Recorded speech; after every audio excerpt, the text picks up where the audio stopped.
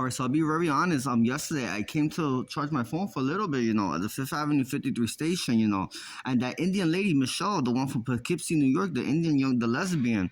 I know she lives in Queens with her girlfriend. She stays in the sofa, and yesterday she had she came rumbling in here, and she had bloodshot red eyes, and then I was in my following station, where I sit down and hang out, and she came with her garbage pail there, and she was manipulating the Indian man that just started working at the booth, and she spoke to him in Punjabi, right? In Hindu, not in Punjabi.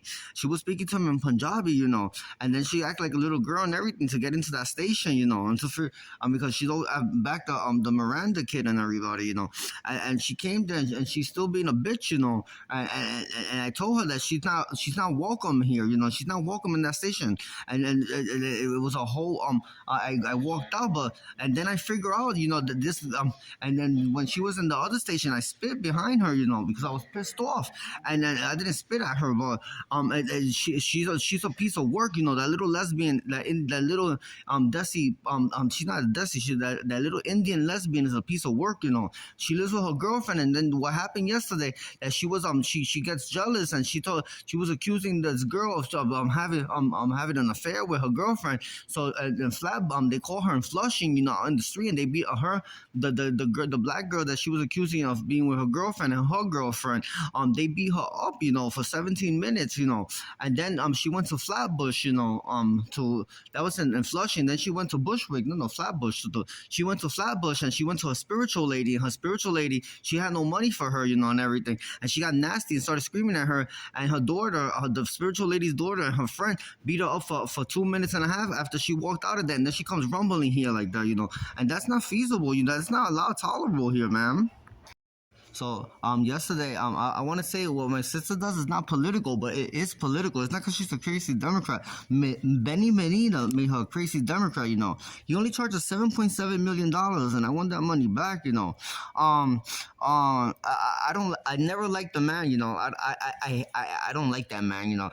Anyway, he advised her that you make contracts with people who are trying to make it in life, and people don't have much or little bit, and they help people that. And they contract people, and they hire people that don't have much, because then more people like you, and it's better than having in the good side, high society. It's better having them in your good side than high society. That's what he advised her, and he brainwashed her with that. I want to tell you, Benny Medina, yo lo odio, toda mi fucking vida. Eso es lo más agrio. He has no purpose. That man has no purpose in life, He's a low life. Esa cara de soso, yo nunca he visto una cara de sosa en la foto con mi hermana. Esa es una cara sosodolo.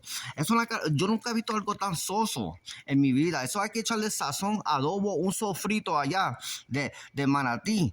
Eso es lo más soso que yo he conocido en mi puta vida. Y ella es loca con el marido de ella. Es el marido de ella. He's asexual. Eso es lo más agrio y seco que hay en esta puta vida. Benny Medina no es bienvenido en la isla de Puerto Rico ya. Hoy tiene residencia en La Romana.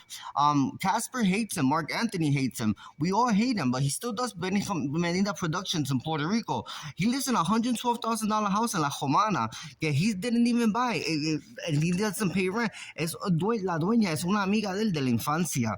He has sex twice in his life, At 23 years old, he had sex with a 17-year-old from Venezuela, Caracas, Venezuela.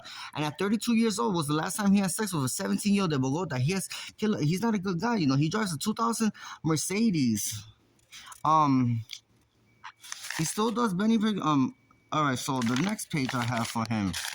I want my son. I don't like that guy. Él no es bien. Okay, this one, the next one. Antes de hacer la contratación con Jennifer Lopez, he was doing his taxes in Fordham Road, He wrote down the information of this gentleman, and he was because he used to be a receptionist de la base taxi on the big taxi base in Valentine Avenue. It sounds like the movie In the Heights, The date of birth he's using that bank account that I'm closing down, he uses Banco Popular Puerto Rico, April 7, 1926, 1966 to do. San Juan Puerto Rico. This gentleman lives in Bogota, Colombia. The address is in Villa Obrero. He has a checking account with $712.02 and a checking account of 7.775 million. He's using the name. Hold on, I got the Mario. No, Marcos. Marcos Marcos Rivera. No, Díaz. No, Marco Marquez. Ay, yo tengo el nombre aquí, güey. Marquez, perdón. No, Mario Márquez Rivera, yes. Una identidad robada. And he has a pasajes to go que tiene una contratación on May 12 to 22 in the Condado Vanderbilt. That will be canceled as well. His flight will be canceled under his biological name, which I have here somewhere, which is Mario. Marcos, no, Marcos is this guy. Mario Márquez Rivera. His name is Marcos Lareda Rios. Marcos Lareda Rios will be canceled. He will not be allowed on the island of Puerto Rico ever again.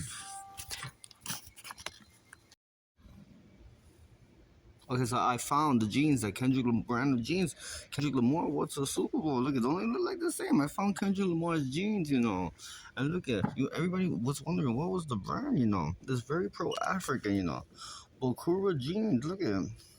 He has a little insignia here. I don't know what that is, So let's go back here, and then we're gonna see here. Look at Bokura.